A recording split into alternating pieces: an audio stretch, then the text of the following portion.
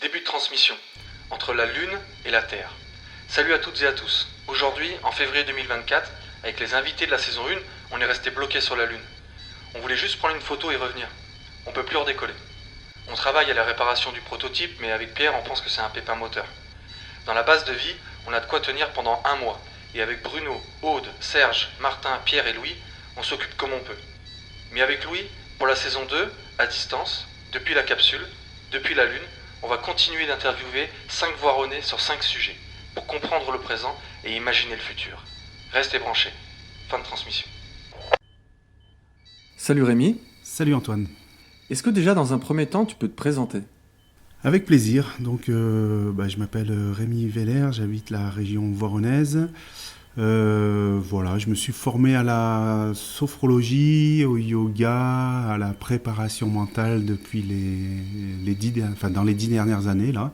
Et j'interviens essentiellement dans le milieu sportif, mais également le milieu, associatif avec la MJC de la Buisse notamment. Je travaille essentiellement avec le pôle régional de basket de Voiron qui est hébergé à TSF depuis janvier 2020. Donc c'est la 4e saison que j'interviens pour eux en tant que préparateur mental en collaboration avec la psychologue du pôle. Et puis depuis 3 ans, on transmet le yoga à ces jeunes basketteurs. Pour leur apporter une autre approche de la pratique sportive et pour développer certaines capacités, certaines habiletés à travers le yoga. D'accord.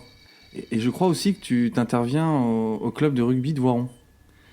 Ça me fait penser à Bruno qu'on a dans le vaisseau, qu'on avait interviewé il y a quelques temps. Donc tu interviens aussi au club de rugby. On est en collaboration depuis de longues dates, puisque j'étais éducateur au SO Voiron jusqu'en 2016, en gros de mémoire 2009 à 2016. Et c'est d'ailleurs là qu'a pris toute la source de cette démarche il y a 10 ans, puisque je faisais partie d'un staff pour les U17 à l'époque, un effectif avec lequel on a fait une finale quart sud-est perdue contre Saint-Laurent-du-Var. Et ça a été le début de l'histoire parce que sur ce match-là, nos joueurs cadres ont perdu le fil du match et ont sont passés à côté de leur match tout simplement. Et immédiatement après le match, on était plusieurs, donc Cédric Bellan, il y avait Bruno, il y avait Franck Doublier. On s'est posé la question comment on pouvait aider ces jeunes à maîtriser leurs émotions et à prendre du plaisir surtout, à prendre du plaisir sur le terrain, malgré un contexte impressionnant, mais qui peut aussi être un contexte festif en fait. Voilà. D'accord. Je le dirai tout à l'heure. Tiens, c'est marrant. Rémi, est-ce que tu peux nous donner ta définition de la performance ? Alors, de manière générale, parce qu'après, on pourra effectivement développer sur l'aspect sportif. Oui, alors la notion de performance, elle est toute relative en fait. Un exemple simplement d'un étudiant qui doit passer le bac par exemple, c'est déjà une forme de performance. Pour certaines personnes en difficulté psychologique ou face à des problèmes de santé, la performance se résume à arriver à se lever le matin. Donc ça c'est une autre approche. Moi, je suis issu d'une famille nombreuse. On était 4 garçons et pour moi, ce qu'a réalisé ma mère est une performance tout au long de notre enfance, adolescence. On était 4 rugbyman et voilà, préparés à manger et puis laver les affaires de rugby. C'est énorme. Voilà, après la notion de performance, je pensais à un exemple, Thibaut Collet à la perche là, l'été dernier. Qui a terminé 5e du championnat du monde de saut à la perche. Est-ce une performance, oui ou non ? Si je te dis que lors de ce concours, il a battu 2 fois son record personnel, est-ce une performance ? La performance n'est-elle pas ici ? Bien entendu que oui. Voilà, la notion de performance, elle est toute relative et elle est là où on veut placer. En fait, tout dépend des objectifs qu'on se définit, qu'on se donne, du contexte, des capacités des uns et des autres. Pour revenir à l'environnement familial, est-ce que le fait d'être une mère isolée, par exemple, n'est pas une performance au quotidien? Voilà. Donc, D'accord. On va rentrer maintenant dans le vif du sujet, c'est-à-dire sur toute la notion de performance dans le domaine du sport. Et pour commencer, Rémi, est-ce que tu peux nous donner les 4 piliers de la performance dans le milieu du sport? Les 4 piliers de la performance s'appuient dans le sport sur l'aspect technique, tactique, l'aspect physique, bien entendu, l'aspect physique, bien entendu, et la dimension mentale. Voilà. Et pour le coup, est-ce que tu peux nous détailler cette dimension mentale? Selon un test référence qui me semble intéressant d'évoquer, puisqu'il a l'avantage de synthétiser en fait les habiletés mentales, donc c'est l'OMSAT. On retrouve les habiletés de base qui sont la confiance en soi, qui sont l'engagement, la motivation, et puis la construction, la définition d'objectifs, donc donner du sens. Il y a les habiletés cognitives, donc autour de la concentration, du contrôle des distracteurs. Quand je dis concentration, c'est aussi arriver à se reconcentrer face à un événement, la capacité à se reconcentrer, le discours interne, des capacités également à développer et à travailler avec l'imagerie mentale. Donc ça, c'est l'aspect cognitif, cérébral. Et puis il y a l'aspect psychosomatique où là on va aller dans la dimension plus des émotions, gestion du stress, de l'anxiété, accueil des émotions, la capacité à s'activer, à se relaxer. Là en fait c'est le lien entre le cerveau et la perception de l'environnement et l'interaction avec le corps. Voilà. Simplement comprendre que souvent on parle de la préparation mentale et d'avoir du mental, c'est d'être en permanence à 110, 120, 150%, en permanence dans le rouge, dans le sport, hein, j'entends. Et puis là, c'est une fausse idée. Moi, dans mon approche de la prépa mentale et telle que ça m'a été enseigné, on essaye de faire rentrer une notion de bien-être dans l'approche, d'équilibre, d'épanouissement de l'athlète, de plaisir si possible. Et plus on va vers le haut niveau, plus la notion de plaisir est parfois difficile à maintenir. Et donc l'idée, effectivement, par rapport à des phases intensives et de performance, d'exigence, de confrontation, de compétition tout simplement, l'idée est d'arriver à alterner avec des phases de récupération, de régénération physique et mentale, quelle que soit. Donc ça peut prendre différentes formes. Ça démarre de la relaxation, mais ça peut être également des sorties en nature, des choses comme ça. Voilà, tout dépend de l'organisation et justement de la construction de l'objectif et de comment on va aller vers l'objectif. Et la dimension du yoga dans ce cadre-là, devient intéressante parce que le yoga va permettre à l'athlète de se reconnecter à ses sensations, à ses besoins, d'être à l'écoute de ses ressentis, de ses besoins, à l'écoute de son corps. Le yoga est là en fait pour permettre au mental de s'apaiser. La philosophie du yoga nous explique que cette approche et cette pratique est faite essentiellement pour cesser l'agitation du mental. En pleine conscience, on appelle le vagabondage du mental. Et donc l'idée, c'est d'apaiser, de ralentir l'activité du mental afin de permettre à la personne de rentrer plus vers une écoute intérieure, une forme d'introspection, et notamment reprendre dans la mesure du possible, en tout cas mieux connaître la physiologie de la respiration notamment, qui est intimement liée à l'activité des systèmes nerveux sympathiques et de la notion de stress, de la notion de fatigue, pourquoi pas. Voilà, donc ça invite la personne à rentrer en elle, en fait, pour être à l'écoute de ses sensations. Voilà, le yoga, donc, puisque le yoga, dans la philosophie du yoga, on part de quelque chose de très grossier, à l'extérieur de soi. Donc une relation à notre environnement, aux autres. Et puis progressivement, on va descendre vers quelque chose de plus introspectif pour aller vers la notion de concentration, pour aller vers la notion de méditation et pour peut-être aller encore plus loin pour ceux qui sont très très très avancés dans la voie du yoga. Alors Rémi, effectivement, tu as parlé de beaucoup de choses, beaucoup de concepts qu'on va pouvoir détailler avec des exemples dans la suite de notre conversation, j'espère. Mais dans un premier temps, est-ce que tu peux nous parler de la gestion émotionnelle du sportif ? En fait, le gros intérêt, les deux gros leviers que l'on voit, sur lesquels on va pouvoir travailler, et notamment avec la pleine conscience, c'est la gestion des émotions, une meilleure connaissance, une meilleure observation, un accueil. Alors on parle de gestion des émotions, mais d'aucuns nous diraient que les émotions ne se gèrent pas, elles s'accueillent, elles s'observent, elles se comprennent et on les transforme, quoi. Et on fait en sorte de trouver des solutions pour transformer, aller vers d'autres émotions. Et travailler en termes de concentration.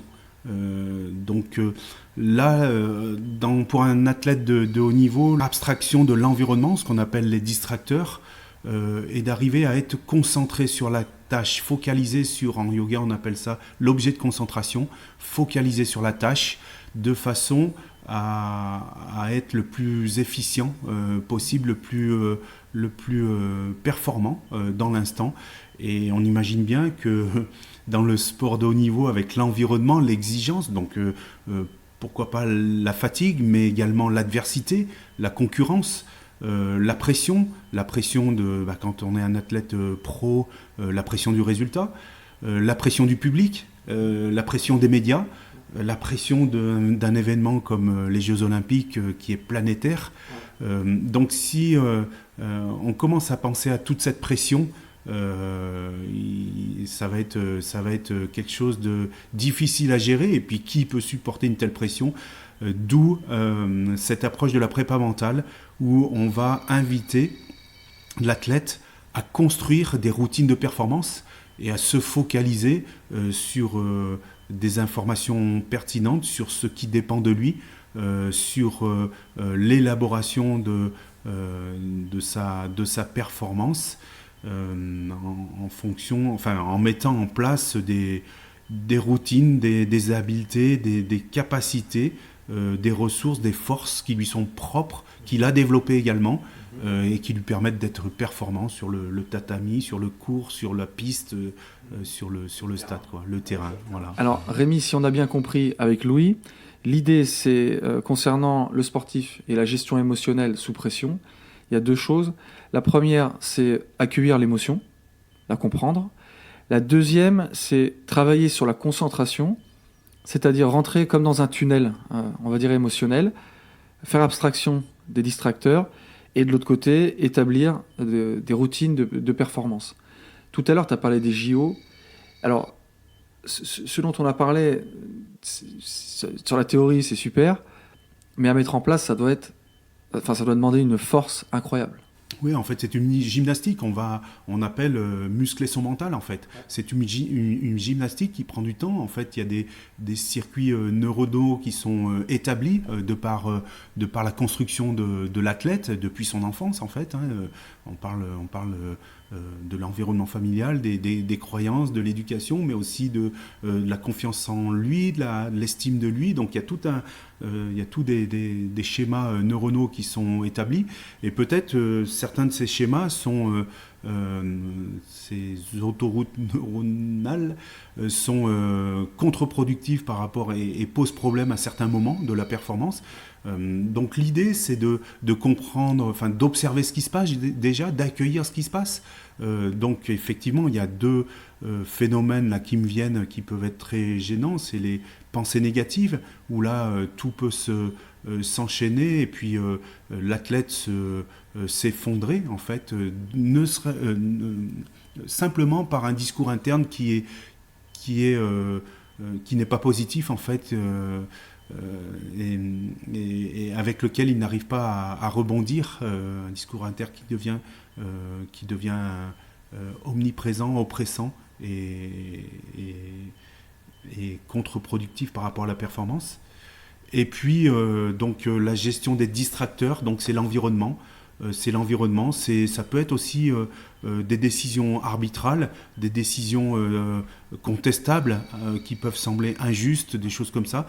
Il faut arriver à switcher, on dit, enfin le terme employé, c'est arriver à switcher, c'est-à-dire faire abstraction de ce qui vient de se passer, surtout ne pas réfléchir à la conséquence et revenir à l'instant présent, et donc là c'est là qu'on retombe sur la pleine conscience, revenir c'est une stratégie, hein. Je ne dis pas que c'est la stratégie pour tous les athlètes, mais c'est une stratégie qui est actuellement proposée et qui est en voie de développement et un petit peu mis en lumière avec cette approche des Jeux Olympiques. Donc l'idée c'est de revenir à l'instant présent et revenir à une attitude et se focaliser sur les éléments importants à mettre en place pour performer, revenir à une attitude de performance. Alors juste, Louis, on va recadrer la conversation. On a vu les 4 piliers de la performance avec le technique, le physique, le tactique et le mental. Donc depuis, avec Rémi, on parle effectivement de cette dimension mentale. Ce qu'on entend, Rémi, c'est que l'athlète, il se doit d'avoir un esprit clair, d'une grande clarté. Alors aussi bien, on l'a vu dans la préparation de la compétition, ça peut être les JO ou un grand chelem au tennis. Ce qui est plus délicat, effectivement, c'est la gestion émotionnelle pendant la performance. Et tu parlais tout à l'heure de switcher. Je te donne un exemple.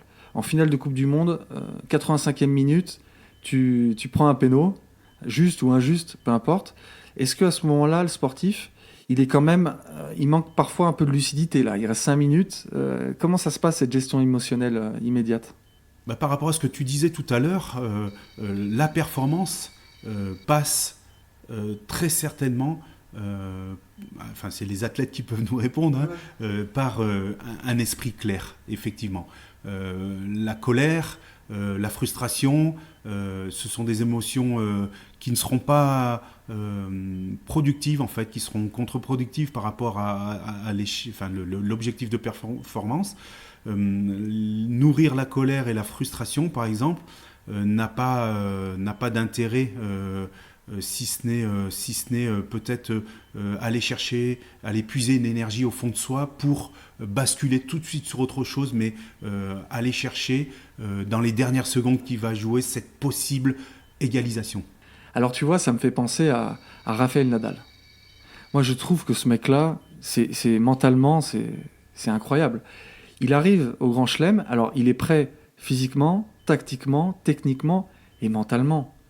Je pense qu'il a dû mettre en place, effectivement, ça c'est certain, toutes ces procédures. Et même ces procédures, on les voit pendant ces matchs. Tu vois, il est très maniaque et tout ça. Et ça, c'est très impressionnant. Et on voit effectivement pendant la performance, pendant le match, qu'il y a peu de choses qui peuvent le faire vaciller. Et donc ça, enfin, moi je trouve ça mais incroyable. Et il y a beaucoup de sportifs, d'hommes et de femmes, tu sens que c'est très compliqué, que ce soit au golf, au basket, enfin dans différents sports, c'est incroyable. Alors, je voulais juste aussi te poser une question par rapport à cette gestion émotionnelle et de stress. On a vu effectivement la préparation avant la compétition. Là, on vient de voir la gestion avec l'effet de switcher pendant la performance. Mais il y a un ennemi pour le sportif ou la sportive, c'est la veille de match, la veille de performance. Est-ce que tu peux nous en parler ? Il y a une chose très intéressante, c'est faire le match avant le match. Et là, on parle d'anxiété, on parle plus de stress. Le stress, on dit que c'est le jour du match. Donc c'est un mécanisme qui voit le jour, en tout cas dans la façon, dans le courant dans lequel je suis dans la formation que j'ai reçue. Le stress, on dit que c'est le jour du match, lié au contexte bien sûr, lié à l'environnement et surtout à la perception que l'on a de l'enjeu, de l'environnement. Donc c'est très subjectif le stress. Mais de la même manière, l'anxiété, l'anxiété, elle, est à la limite, c'est pas à la limite, mais même plus consommatrice d'énergie. L'anxiété peut être moins forte dans le ressenti, mais elle s'installe sur un temps plus long. Et du coup, effectivement, un athlète peut anticiper des situations de match plusieurs jours à l'avance par l'image mentale et être en doute par rapport à ses capacités à les réussir. Et donc là, va s'installer un climat d'anxiété, donc avec tous les effets du stress physiologiques qui vont consommer de l'énergie avant même que l'événement soit présent, en fait. Ouais, alors comme tu dis, en fait, on a cette idée en amont de l'événement, dans tout le processus de préparation, on a une montée en puissance. Et dans cette montée en puissance, on sent qu'il y a une segmentation du temps, des différentes phases. Tu as commencé à en parler tout à l'heure, notamment avec la notion d'activation. Est-ce que tu peux nous en dire davantage dans l'idée de monter en puissance et des différentes phases de préparation d'un athlète? L'objet de la prépa mentale, un des objets, un des leviers, c'est d'être en mesure de gérer ce qu'on appelle l'activation et la relaxation. L'activation, on va en avoir besoin le jour du match, le jour du coup d'envoi, le jour J, on est dans les vestiaires, on se change et là on va commencer à rentrer dans ce qu'on appelle un domaine d'activation pour tendre vers ce qu'on appelle la zone optimale de fonctionnement de l'athlète qui est propre à chaque athlète. Donc arriver à gérer cette activation, et l'idée bien entendu c'est pas d'être activé 3 jours avant, 12 heures avant ou 4 heures avant, c'est d'être activé le jour J à l'heure H.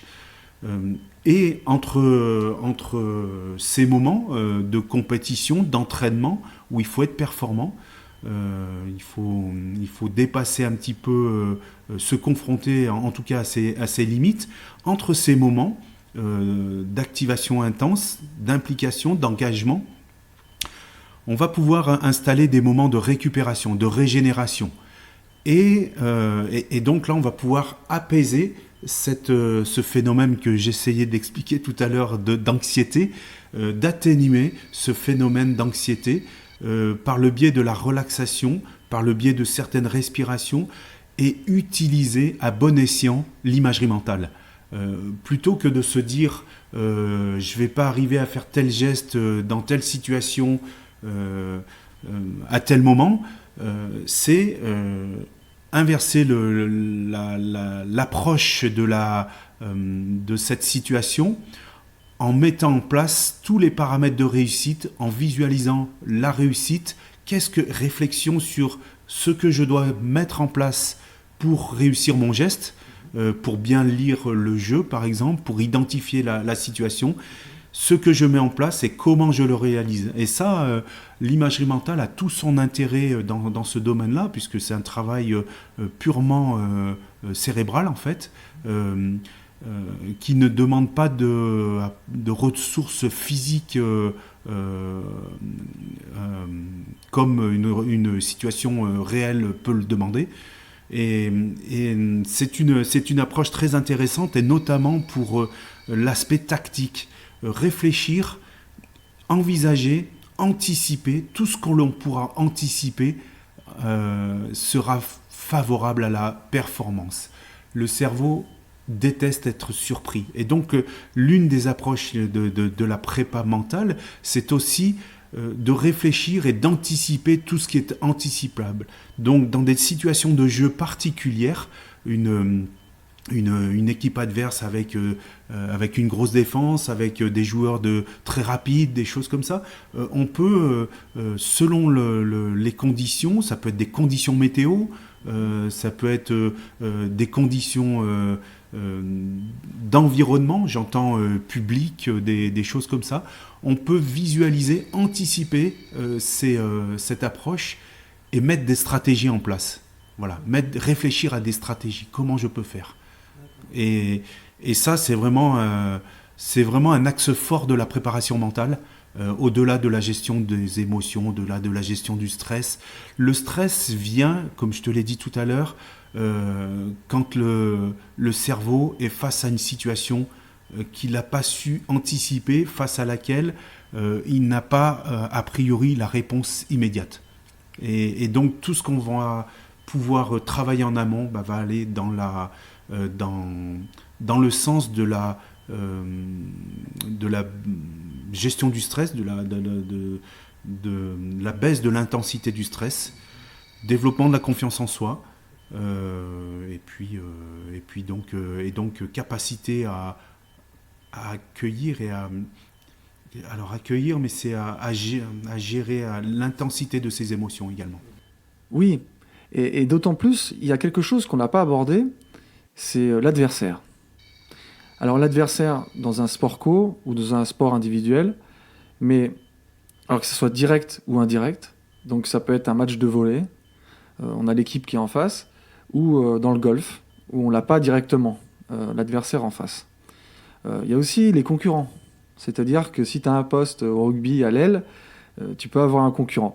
Donc il y a cette idée de compétition, est-ce qu'elle n'est pas liée, alors à tort ou à raison, à cette idée de comparaison?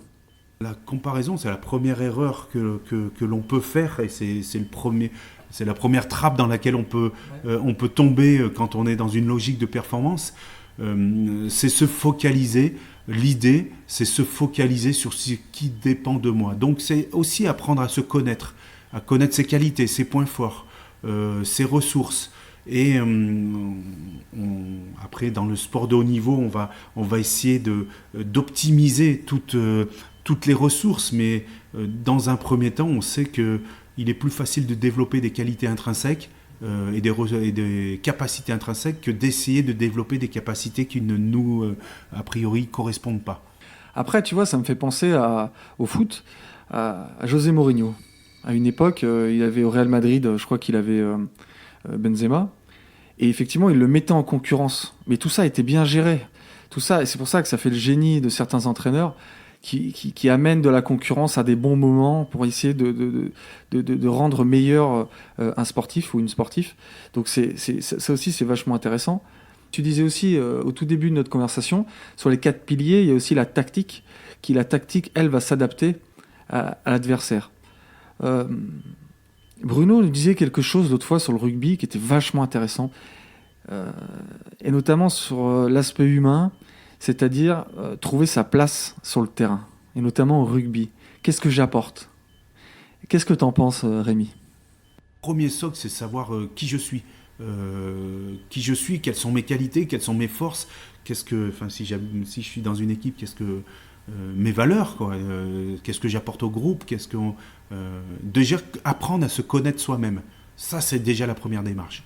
Et de façon à ce qu'on puisse se recentrer sur ses qualités propres, intrinsèques, et en cas de difficulté, ça en match ou en compétition, en cas de difficulté, si la situation ne se passe pas exactement comme on l'avait envisagé, arriver à se replier, à se retrouver sur ses qualités propres. Le qui je suis est un axe majeur. Se connaître soi-même, connaître ses ressources, ses capacités, et effectivement, quelle que soit la situation, ses qualités, ses ressources, ses capacités ne seront pas remises en question. Même s'il y a une défaillance, même s'il y a une contre-performance, on ne coule pas, quoi. Écoute, c'est super intéressant, Rémi. Est-ce que tu penses que cette approche de la préparation mentale, elle commence, mais est-ce qu'elle est duplicable dans la société de manière générale, et notamment dans le monde de l'entreprise ? Je pense que ça se fait déjà, je suis certain, que effectivement cette approche de la prépa mentale et en fait n'est pas que destinée aux athlètes dans le domaine du sport, mais les exigences et la notion de performance se retrouvent complètement dans certaines formes de commerce, d'entreprise, la pression du résultat, c'est pas qu'un score ou qu'un temps, pour l'entreprise, c'est des résultats sonnants et trébuchants, très certainement, donc des stratégies, une réflexion, il y a un travail d'équipe, il y a une collaboration, il y a une efficacité à développer, et donc le parallèle avec le sport est complet, quoi, en fait. Enfin, je sais qu'il y a des préparateurs mentaux qui interviennent en entreprise, donc des préparateurs mentaux avec des grosses références, et la transposition à l'entreprise se fait assez facilement, en fait, assez facilement, puisqu'on a affaire à de l'humain, on a affaire aux émotions, on a affaire aux exigences, on a affaire à l'environnement, on a affaire à la cohésion d'équipe, à la stratégie, l'élaboration de la stratégie, confiance en soi. Voilà, on retrouve les leviers que l'on trouve dans le milieu du sport, en fait. Oui, et ça se ressent en fait dans notre conversation qu'il y a un parallèle qui peut être fait. Alors, avec Louis, on a pour ambition de se projeter jusqu'en 2100. Et dans le domaine de la préparation mentale, la question qu'on peut se poser, c'est avec effectivement le changement de société, peut-être, qui peut arriver dans les prochaines décennies, est-ce que les préparateurs mentaux pourront se généraliser et peut-être remplacer les psychologues d'aujourd'hui ? Un préparateur mental n'est pas psychologue. Un psychologue n'est pas forcément préparateur mental. Il y a besoin de se former pour devenir et pour être préparateur mental. Mais non, la prépa mentale ne remplacera pas la psychologie. On intervient sur deux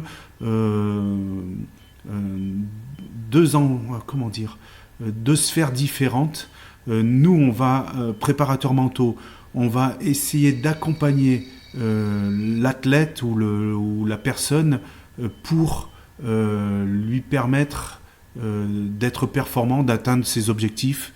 Donc c'est des outils qui sont très pragmatiques, factuels, qui sont des outils de terrain. Et on parle de coping. Le coping, c'est le faire face. On a une situation, on essaye d'élaborer une situation difficile qui met en difficulté, qui est bloquante.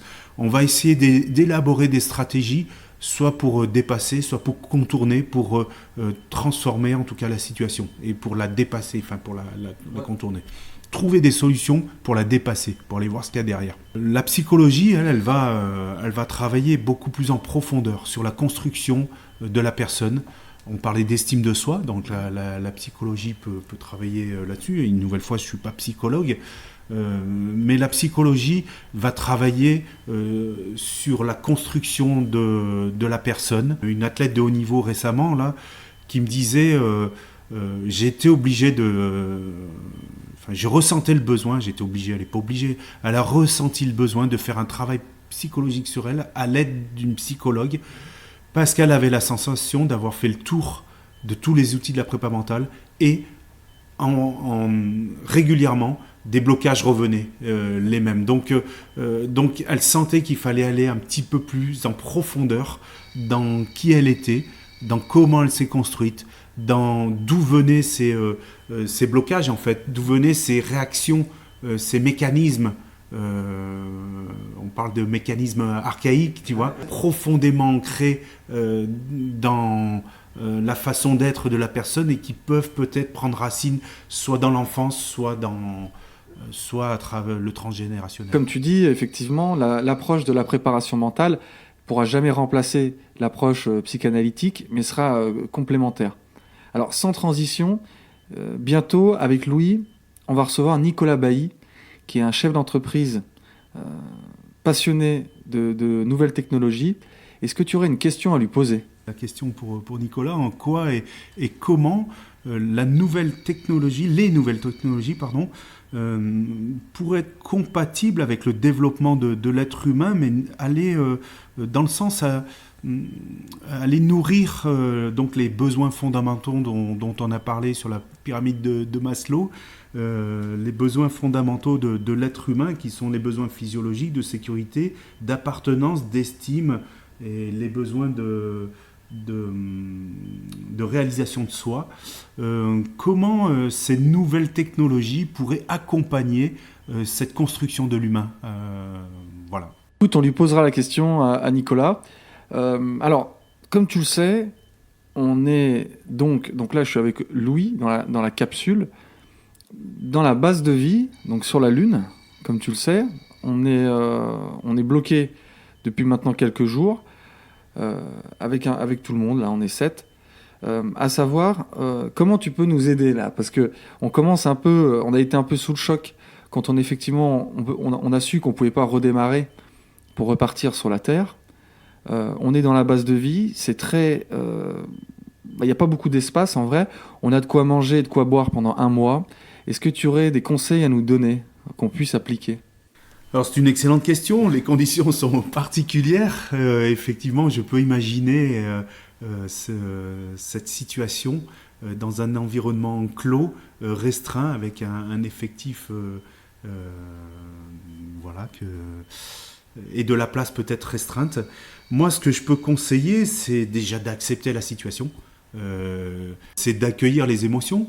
Les émotions, la situation est la même pour tout le monde, mais elle est vécue probablement, certainement, c'est sûr, à 100%, différemment pour les personnes. Et juste déjà d'évoquer, être en mesure d'évoquer les émotions, ce que chacun vit, va permettre d'établir un échange, d'établir une communication, d'accueillir et de sentir, d'identifier là où chacun se situe, émotionnellement parlant.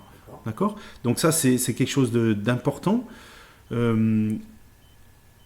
Donc le fait d'exprimer va permettre de prendre conscience et peut-être d'évacuer, en tout cas d'évacuer une certaine pression.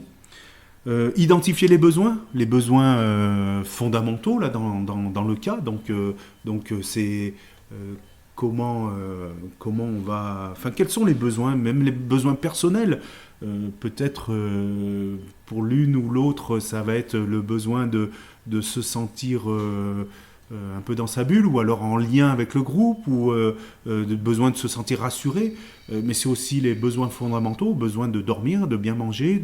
Et donc ça, je crois que vous avez des ressources, donc ça ne va pas être un problème. Donc je vous conseille de bien manger, bien dormir. J'espère que vous avez... comme disait Serge Papagali, une petite réserve de chartreuse dans un des placards. Voilà, et puis ensuite, face aux besoins, quelles sont les ressources dans le groupe, quelles sont les qualités, quelles sont les ressources, les compétences, et mettre à profit ces compétences et ces ressources par rapport aux besoins. Voilà, définir, donc du coup, ça va aboutir sur une forme d'organisation, et puis entretenir la collaboration, communiquer. On constate que en communiquant, ça permet de peut-être trouver des solutions. Et là, je fais le lien avec la communication non violente, la CNV, qui est un courant de développement personnel qui permet de trouver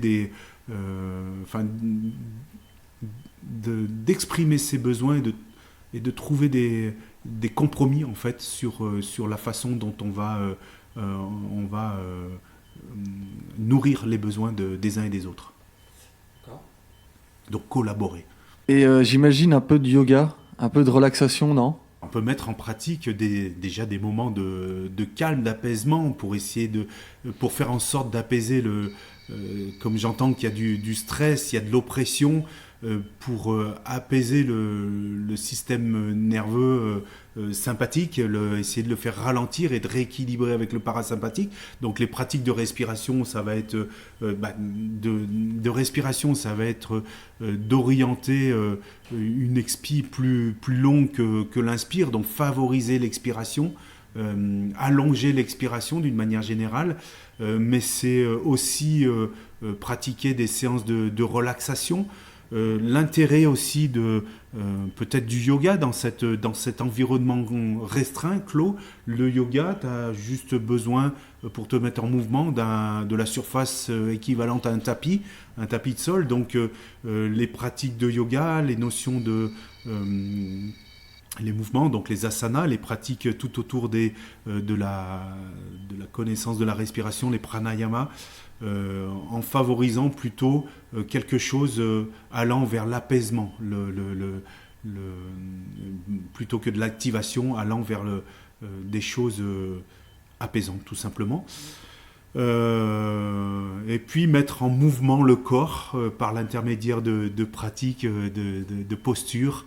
Et peut-être ça peut être une routine quotidienne de les voir, de se retrouver le matin et de commencer peut-être par une pratique d'asana, un enchaînement de postures, une petite méditation, se recentrer, identifier. Alors ce qui me plaît dans la pleine conscience, c'est cette notion de rentrer au cœur du cyclone, où il y a l'agitation, il y a le stress, tout dans l'environnement. Ouais. Et puis venir dans quelque chose de beaucoup plus apaisé au fond de soi, et de là, dans ce calme intérieur, émergent beaucoup d'idées en fait. Okay. Voilà. Et donc je suis persuadé qu'à travers, après une bonne pratique de yoga, quelques 20 minutes, quelques dizaines de minutes suffisent. Il n'y a pas besoin de faire 1h30 de yoga tous les jours.